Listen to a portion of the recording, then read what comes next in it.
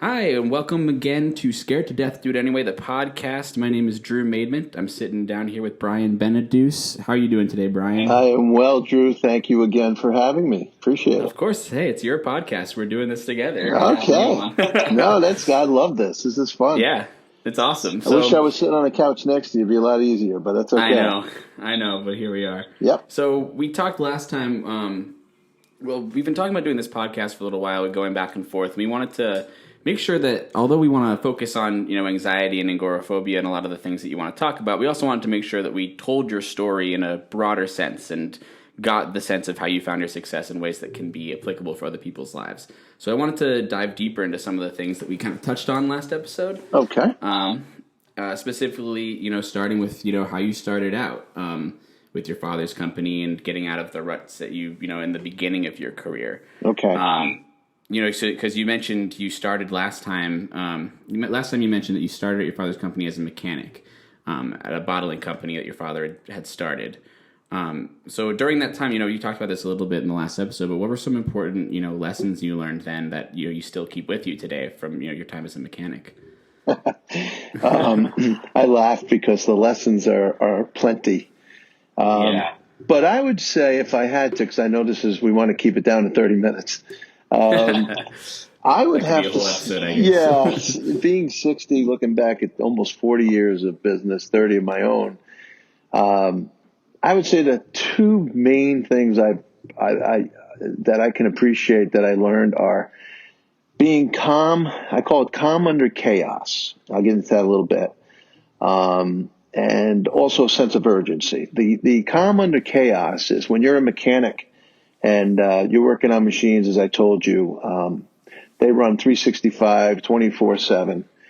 And you can be sitting there as a lifeguard, falling asleep, and then all of a sudden one machine goes down, then all of a sudden somebody quits on you, and then all of a sudden we have these containers, they're plastic bottles, they go through what's called a flame treater to burn the film off it so you could print on them later on, and get stuck in a flame treater so you have fire going on. And it sounds ridiculous, but this all can happen.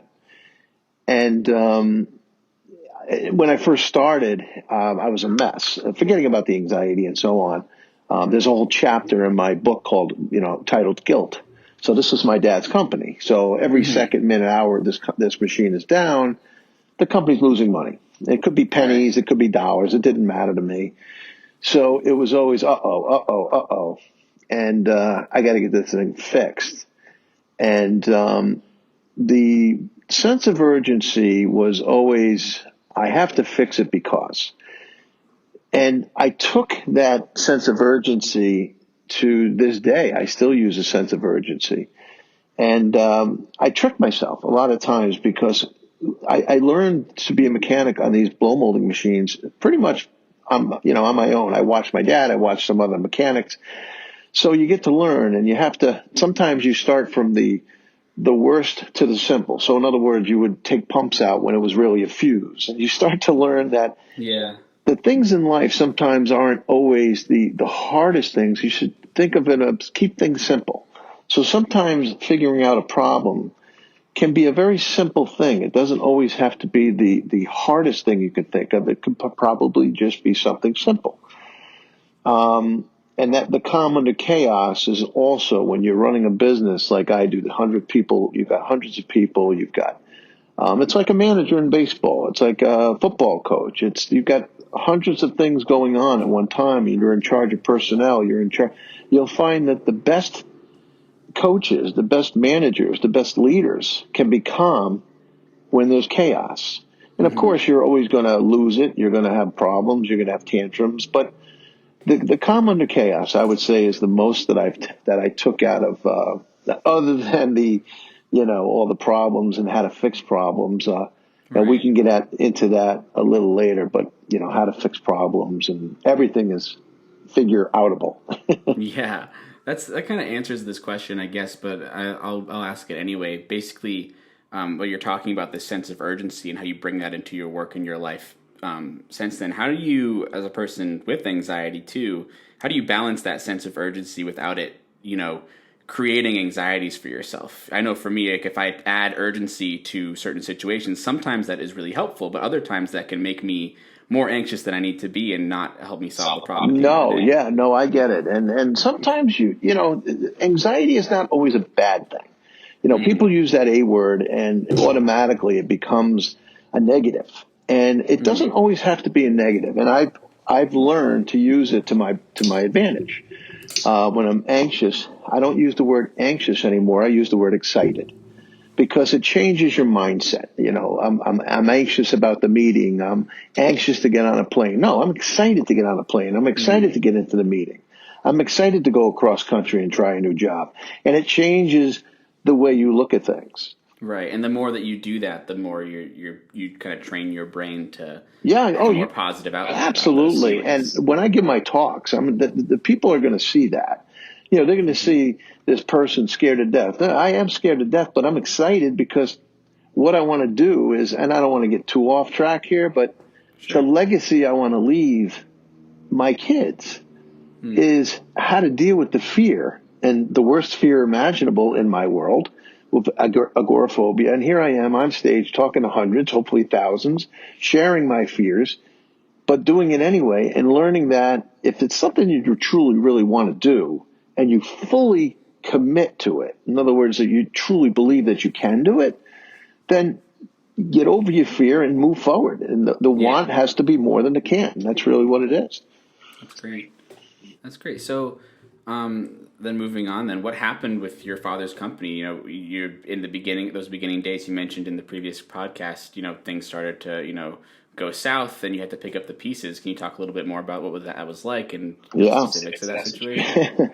Well, as I mentioned, and again, I won't rehash the whole thing, but my father's company going out of business was, it didn't just like one day they closed the door. It was something that was inevitable. And again, I won't rehash all that. But again, I didn't have what's called a plan B.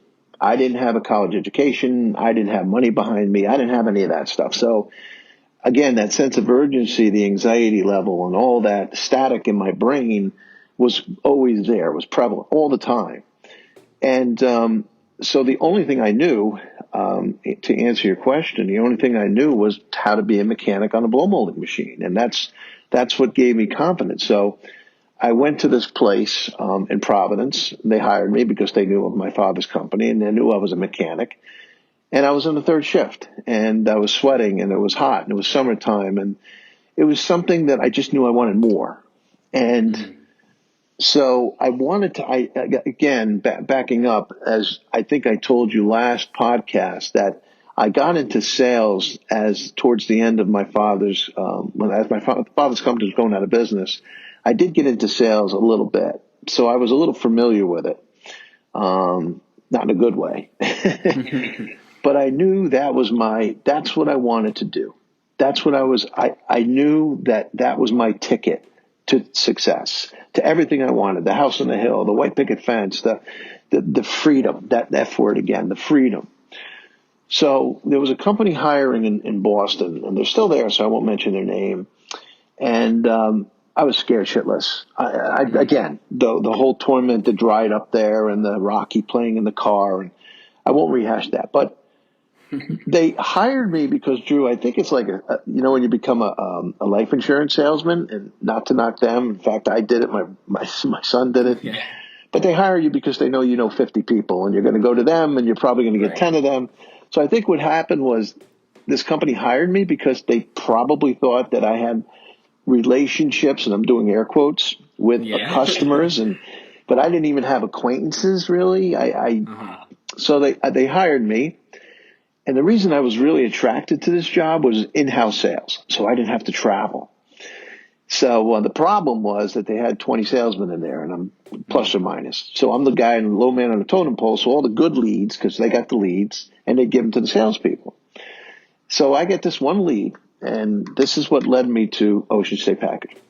I got this one lead. I can't remember the name of the company, but I remember it at the time. I said, geez, it sounds familiar. And it was a company that came to Lubin Plastics, which was my dad's company years prior.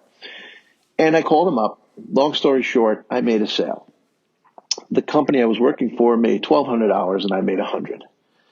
Well, after 4 or 5 of those, they made thousands of dollars, and I made hundreds of dollars.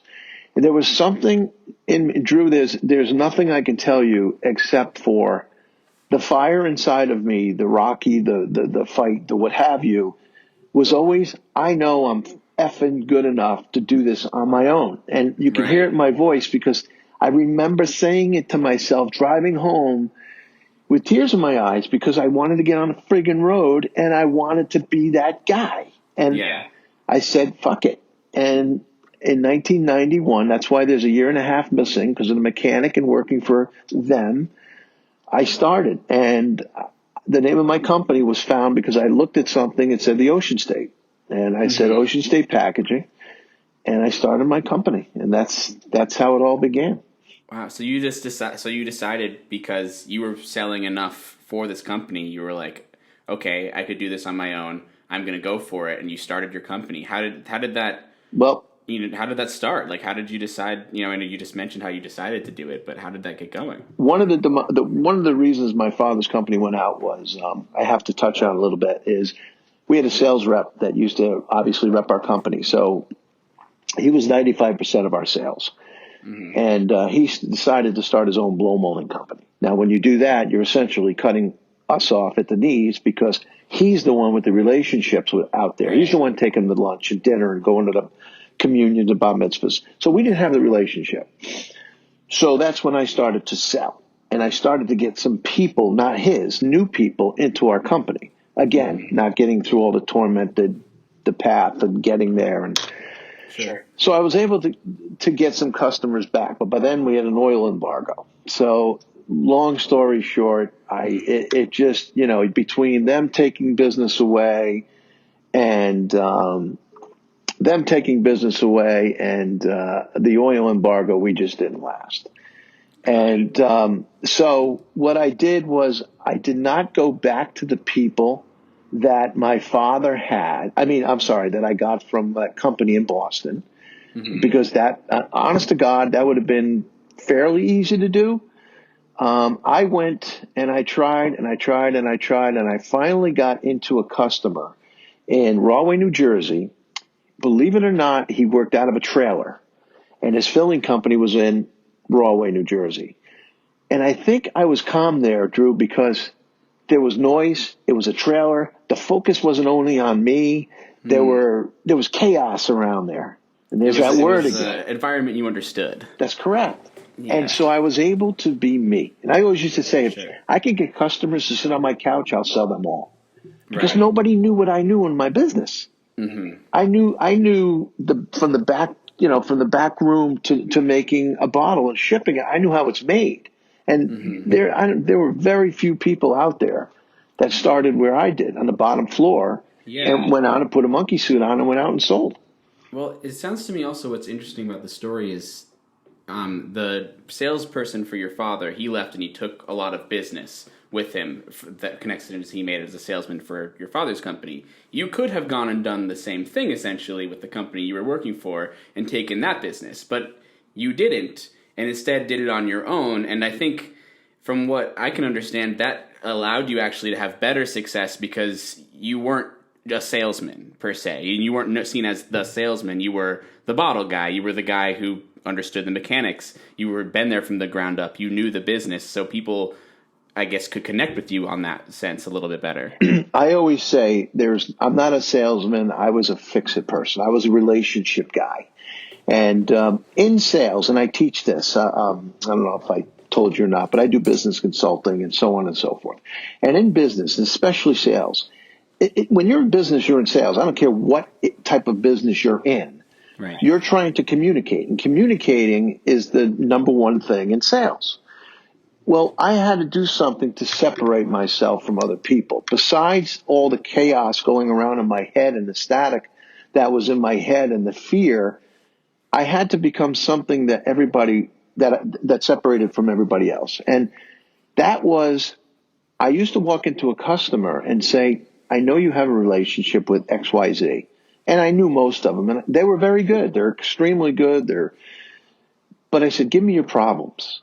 Don't give me a bottle just to sell for price. Just give me something you're having a problem with. Trust me when I tell you, everybody has a problem. There's not a company out there that's going to say, no, everything's running 100%. Everything's wonderful. Thank you very much. So after you get to the 10th one of them will say, okay, you know what? We're having a problem with this. Can you help us? Yeah. The thing is, you got to be able to help them. And I did. Right. And then after a while, it's like growing, from the inside out organically. After a while, they trust you, they like you, and then all of a sudden it starts to grow, and you get that company, and then you get something else, and you get something else, and it's just it was an emotional hell. Right. But I'll say it again: the failures far exceeded the successes, and anybody out there, and I preach this, who thinks just must be nice. It's wonderful now. But the punches, the constant punches from also the anxiety were horrible. And walking out of a place when it's 101 degrees, you're in a suit, and it's the fifth rejection of the day, and you're in Havre de Grace, Maryland, you got to go 8 hours home, and you don't have anything in the piggy bank. It's not easy. It's not easy. Right. So, I mean, I want to jump off that a little bit. You talk about like how you had to go out there with and asking what people's problems were and see if you could solve them. How did you make sure that your company stood out, that you could solve those problems? I know for a lot of people going to business or starting their own companies nowadays, it's hard to break into an industry or to a lot of industries where there are a number of companies that basically have, the market cornered, for example, or they, Sure. Everybody trusts these companies, and even if there's something that they need fixed, it's hard to get that business and to prove that you can, especially when you're just starting out, you may not have all of the materials or all of the resources that a larger company will have. So how did you, as a just starting out young company, start to get clients, to trust you that way? Well, you might have heard me mention this phrase before, but I call it petrified persistence. Mm-hmm. And you used the word hard probably 4 times in the last 30 seconds. And I will tell you this. If somebody's got a widget, or they're a brain surgeon, or what have you, it doesn't matter. You're going to be successful. I'm selling 10-cent bottles. It's constant. You have to be persistent. I used to walk into a room without a business card, without a box of samples, without a briefcase, because everybody walked in with a briefcase and a business card, and because I used to see them in the room. And I was one of 15 salesmen that were in these rooms waiting to go see these buyers. Mm-hmm. So how can I separate myself? I didn't have money behind me to wear a collared shirt instead of a tie and say, hey, I'm successful. Look at me. Buy from me. I'm the IBM of the plastic bottle manufacturing company. No, it's not easy, Drew, and there's no magic pill. And everybody that says, yeah, but. No, there's no yeah, but.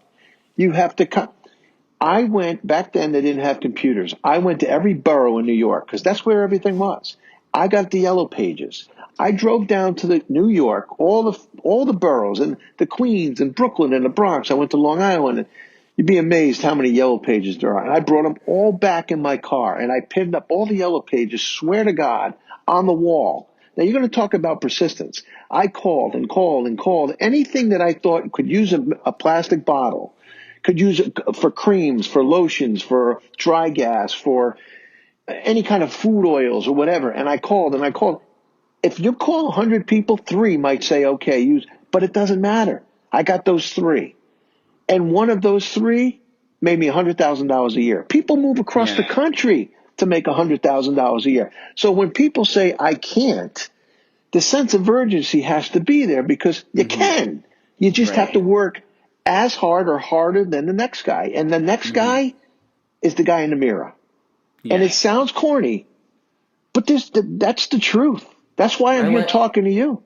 I like that, though, because it takes out the element of constantly wondering what the other person is doing better, what I can be doing that compares to everyone else. If you focus on yourself and focus on, I like how you mentioned, what made you stand out in the room. Because I think that's an important thing, too. You talk about this persistence, but there's that element also of where you have to have something not just about your product or your company, but about you as a person that makes you unique or makes you stand out in the room, that makes someone remember you, even if it's that and that may not work for every single client, right? I'm sure, like you said, Drew, I many hope, failures. no, and I don't mean to interrupt you, but I hope No, you go can ahead. hear it in my voice because it's a passion.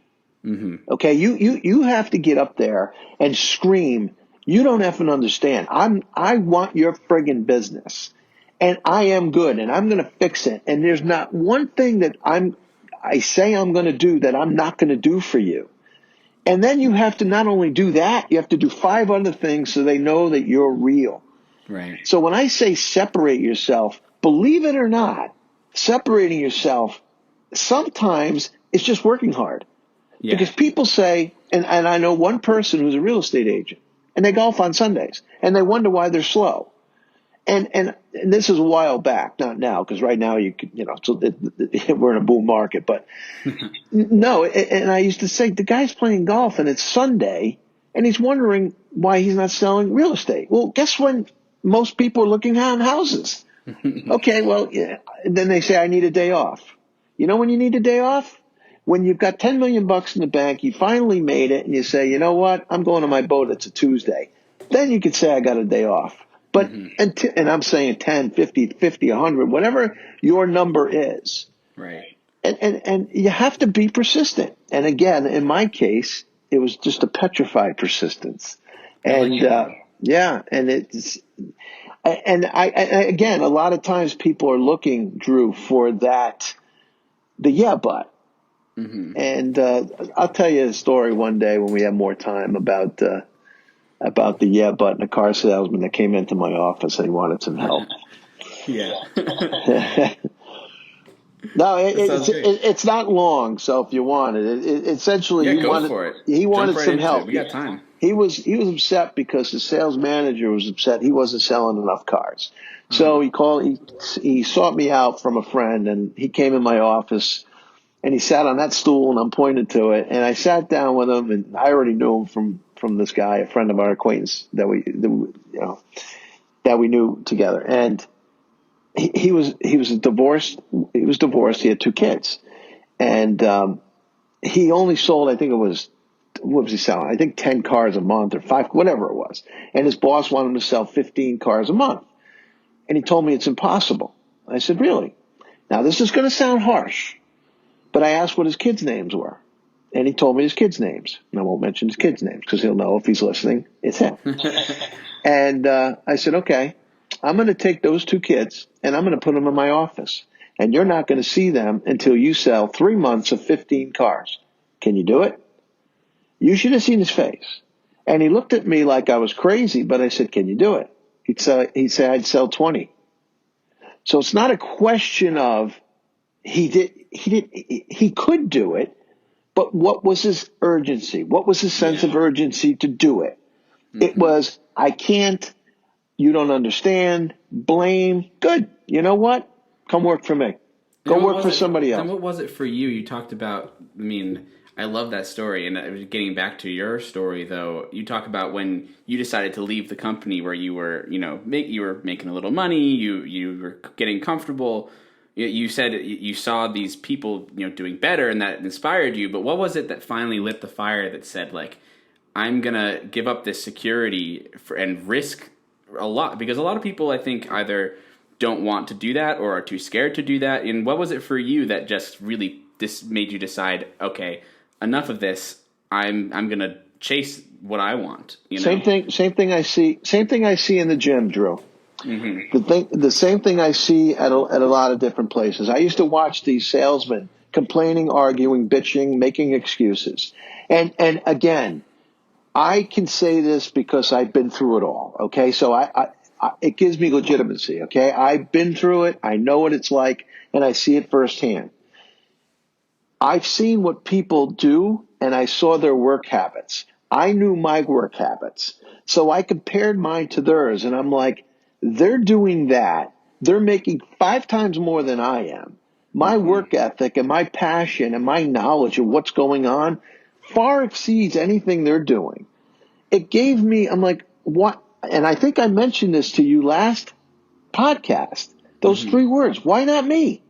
Right. And you have to and I really did. And what really sucked through the whole thing was that damn beast that was holding me back. It drove me insane, but it's like everything else was in place.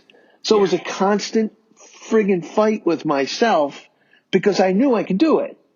But now I'm in my office and I'm making calls. And most people, when they get a friggin' phone call, they make a phone call and the guy says, you know what, Brian? I like what I hear. Come down and see me. And they're in Cherry Hill, New Jersey. I get off the phone and I start crying because I was so happy I got the friggin' account, but now I got to get to Cherry Hill, New Jersey. And then once I get there, I might have to talk to 4 or 5 guys in the conference room. And it sucked because I knew I could do it. But I guess it's kind of like the guy that says, it's funny. It's a true story. Guy says, my kid would be the best football player out there. He just doesn't like to get hit. So I guess in my world, it's like I'm the best salesman in the world, except I don't like to travel.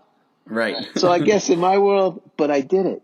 I guess I took the hits. I guess Rocky says, I guess I took the hits and I did it. So that's kind of the lesson then in the end is, you take the hits. Don't be afraid to take those hits. And if it's not worth those hits, then it's not the thing that you want. It can't be the thing. It can't really be your dream if you're not willing to take hits in order to get there. A lot of people write books, and I mentioned it. I've got hundreds and hundreds, and they're all wonderful. And one guy who's a weatherman, I don't know if I mentioned or not, he had a panic attack on the air. He wrote a book, and now he's out talking about panic attacks.